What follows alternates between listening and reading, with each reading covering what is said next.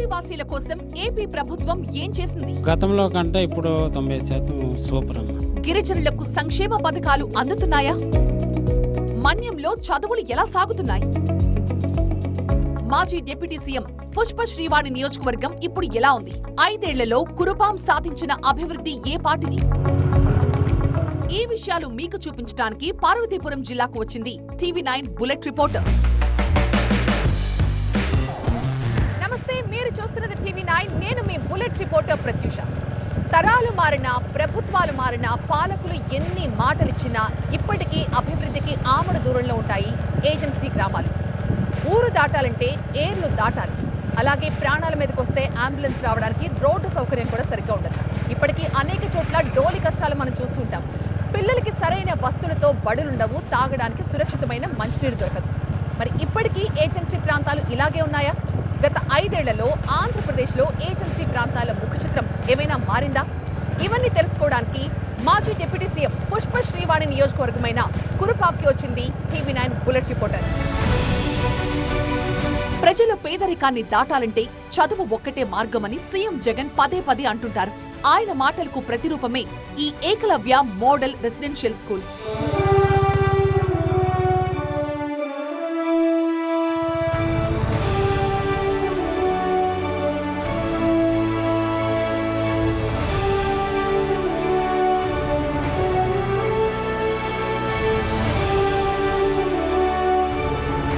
పిల్లలకు మనం అందించే అతి విలువైన ఆస్తి చదువు.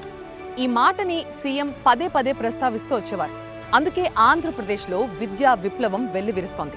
రైట్ నౌ నేను కురుపాంలో నూతనంగా నిర్మించిన ఏకలవ్య మోడల్ రెసిడెన్షియల్ స్కూల్ దగ్గర ఉన్నాను. చూసారా, మంచి ఆహ్లాదకరమైన వాతావరణంలో పిల్లలకి అన్ని వసతులతో ఇక్కడ ఈ స్కూల్ నిర్మాణం జరిగింది. దాదాపు 12 కోట్ల వ్యయంతో ఫస్ట్ ఫేజ్ ఇప్పటికీ కంప్లీట్ అయింది. సో ఈ జూన్ నుంచి అకాడమిక్స్ కూడా ఇక్కడ స్టార్ట్ కాబోతున్నాయి. మొత్తం 200 మంది విద్యార్థులతో జూన్ నుంచి ఇక్కడ క్లాసెస్ కూడా మొదలు కాబోతున్నాయి. స్థానిక ఎమ్మెల్యే అలాగే మాజీ డిప్యూటీ సీఎం పుష్ప శ్రీవాణి చొరవతో ఇక్కడ ఈ స్కూల్ కన్స్ట్రక్షన్ అతి వేగంగా, అత్యంత సౌకర్యవంతంగా, పిల్లలకి అన్ని సౌకర్యాలతో ఈ నిర్మాణం పూర్తయింది.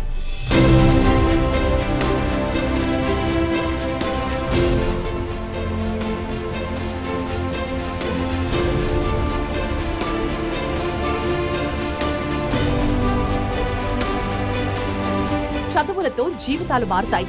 గిరిజనులు తమ కాళ్ల మీద తాము నిలబడతారు. అందుకు బాటలు వేస్తుంది పుష్ప శ్రీవాణి నియోజకవర్గంలో రూపుదిద్దుకున్న ఈ ఏకలవ్య మోడల్ రెసిడెన్షియల్ స్కూల్. అంతేకాదు, పట్టణాలు, నగరాలకే పరిమితమైన ఇంజనీరింగ్ విద్యను ఏజెన్సీలో గిరిజనులకు అందుబాటులోకి తెచ్చింది జగన్ ప్రభుత్వం. ఈ ఆధునిక ప్రపంచంలో అవకాశాలు అందిపుచ్చుకోవాలి అంటే సాంకేతిక విద్య అందుబాటులో ఉండాలి.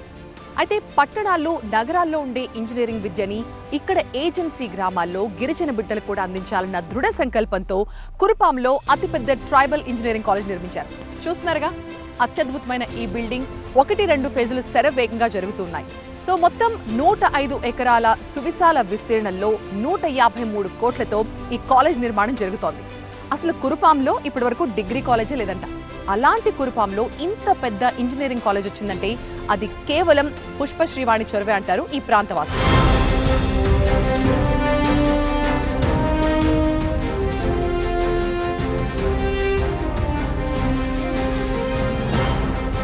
గిరిజనులు తమ ప్రాంతంలోనే మెరుగైన ఉన్నత విద్యను అభ్యసించేలాగా కురుపాంలో 53 కోట్లతో 105 ఎకరాల్లో ఇంజనీరింగ్ కాలేజీని నిర్మించారు.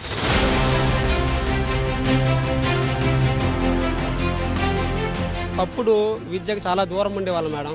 ఇప్పుడు మన ప్రభుత్వం వల్ల, ఇప్పుడు నాడు నేడు వల్ల కొంచెం స్కూల్ బాగున్నాయి, అక్కడ ఉన్నటువంటి స్పెషాలిటీస్ బాగున్నాయి, వెళ్తున్నారు మేడం. ఒకప్పుడు డ్రాప్ అవుట్ ఉండేవాళ్ళు, అది కూడా లేకుండా ఇప్పుడు అంతమంది పిల్లలు కూడా అమ్మ ఒడులు అందుతున్నాయి. అందరికీ చెయ్యూతలు, అమ్మ ఒడులు అన్నీ అందుతున్నాయి. అలాగే మా గిరిజనుల కోసము మా ఎమ్మెల్యే మేడం గారు శ్రీవనమ్మ గారు ఇక్కడ గిరిజన ఇంజనీరింగ్ కాలేజ్ అనేది 150 కోట్లతో ఏర్పాటు చేయడం జరిగింది. ఇదివరకు ఇంజనీరింగ్ చదవాలన్నా కూడా, లేకపోతే ఏదైనా కాలేజ్ చదవాలంటే ఇక్కడ విజయనగరం అక్కడికి వెళ్ళిపోయే వాళ్ళం. ఇప్పుడు ఆ ఇబ్బంది లేకుండా మాకు దగ్గర డిగ్రీ కాలేజ్ కూడా లేదంట. డిగ్రీ కాలేజ్ లేదు మేడం. అది లేకుండా అక్కడికి పార్తపురం లేకపోతే విజయనగరం వెళ్ళి చదువుకునే పరిస్థితి వచ్చేది. ఇప్పుడు మేడం గారి దయ వల్ల మరి ప్రభుత్వం దయ వల్ల మాకు ఈ గిరిజనులు ఉద్దేశించి గిరిజన ఇంజనీరింగ్ కాలేజ్ అనేది ఇక్కడ 150 కోట్లు పెట్టుకుని కట్టడం జరిగింది.